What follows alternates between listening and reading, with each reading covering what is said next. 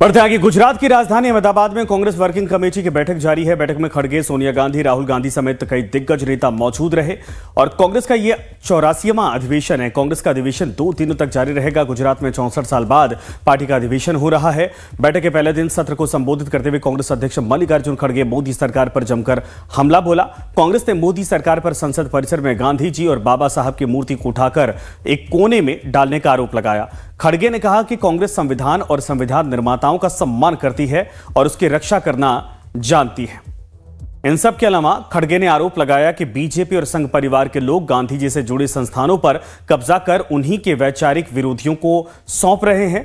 खड़गे ने नेताओं से पार्टी की मजबूती के लिए सुझाव देने की अपील की। पहले दिन की बैठक के बाद पार्टी महासचिव केसी वेणुगोपाल ने प्रेस कॉन्फ्रेंस की और वेणुगोपाल ने कहा कि इस साल पार्टी में बड़े बदलाव होंगे।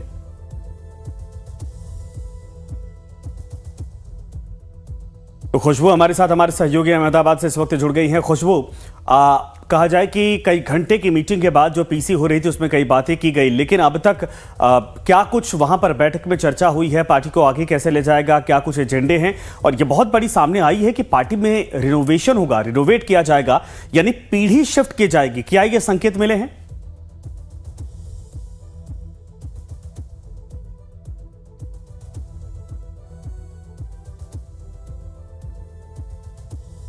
खुशबू,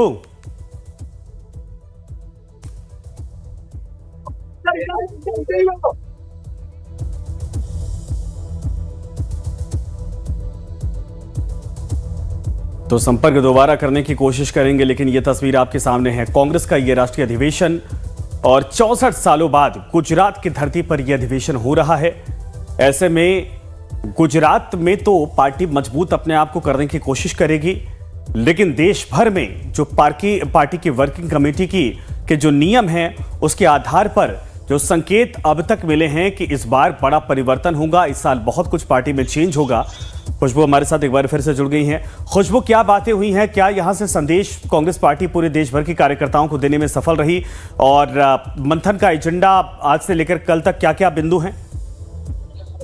देखिए, जिस तरीके से जो मीडिया प्रभारी, माफ करिए, मीडिया महासचिव जयराम रमेश और जो कांग्रेस के महासचिव हैं केसी वेणुगोपाल, दोनों ने जब पूरी मीटिंग खत्म होने के बाद जो प्रेस कॉन्फ्रेंस करके बताया सीधे, तो क्योंकि बार बार सबसे बड़ा जो एक सवाल उठ रहा था वो ये उठ रहा था कि जो ये अधिवेशन है गुजरात में ही क्यों, और सरदार वल्लभ भाई पटेल स्मारक में ये जो बैठक है वो करने का क्या मकसद है कांग्रेस पार्टी का। ऐसे उन्होंने जवाब इस बात का भी दिया कि जो भ्रम फैलाए जाते हैं, बार बार ऐसी चीजें आती हैं कि जो जवाहरलाल नेहरू थे और सरदार वल्लभ भाई पटेल थे, उनके आपसी मतभेद थे, एक दूसरे से बनती नहीं थी, जबकि ऐसा कुछ नहीं है। एक तरीके से कहा गया पार्टी की तरफ से कि सरदार वल्लभ भाई पटेल और माफ करिएगा, जवाहरलाल नेहरू ही थे जिन्होंने इस देश के आधुनिक भारत की नींव रखी थी, और उनकी जो विचारधारा थी, उनका आपसी जो तालमेल था,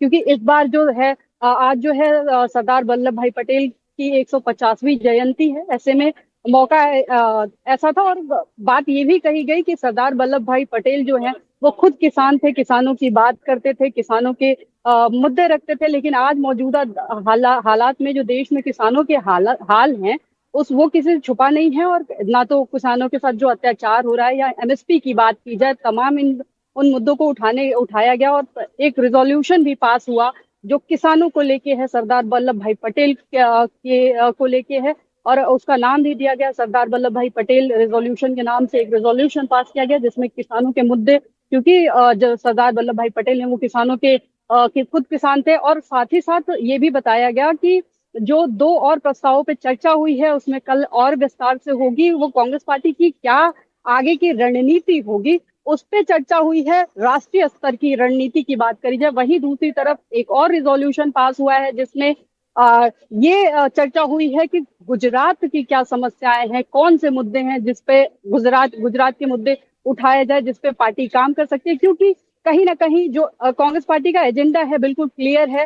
कांग्रेस पार्टी कोशिश यही है पार्टी की कि राष्ट्रीय स्तर के साथ ही साथ गुजरात में चुनाव होने हैं, और बार बार पार्टी यही मैसेज देने की कोशिश कर रही है। गुजरात में ये अधिवेशन करने का भी मकसद यही है कि गुजरात में एक उम्मीद है कांग्रेस पार्टी को, जिस तरीके से पिछला चुनाव लोकसभा का था। लोकसभा चुनाव के बाद कांग्रेस पार्टी का ये मानना है, हालांकि सीटें कम आई, लेकिन उसका कारण पार्टी ये मानती है कि आम आदमी पार्टी जो थी उसने खासा नुकसान पहुंचाया गुजरात के अंदर।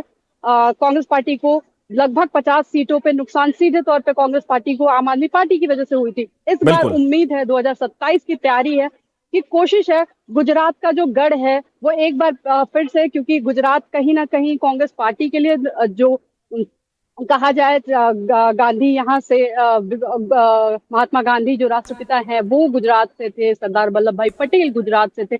यानी कांग्रेस का कहीं ना कहीं एक बड़ा गढ़ था, बड़ा किला था, लेकिन वो ढह गया। ऐसे में कांग्रेस पार्टी अब मौजूदा परिप्रेक्ष्य में, क्योंकि बहुत मुश्किल है आज के नहीं, बिल्कुल सही परिप्रेक्ष्य में, आपने कहा, लेकिन तो सवाल है कि गुजरात अधिवेशन के बाद पार्टी में चेंजेस को लेकर क्या होता है। इसके पहले हमने राजस्थान में देखा था, अधिवेशन हुआ था, दक्षिण भारत में एक अधिवेशन रखा गया था, उसके बाद गुजरात को चुना गया, लेकिन यहां से जो मैसेज मीटिंग के बाद होता है वो कितना इंप्लीमेंट होता है। धन्यवाद आपका। समाजवादी पार्टी के सांसद जियाउर रहमान बर्क ने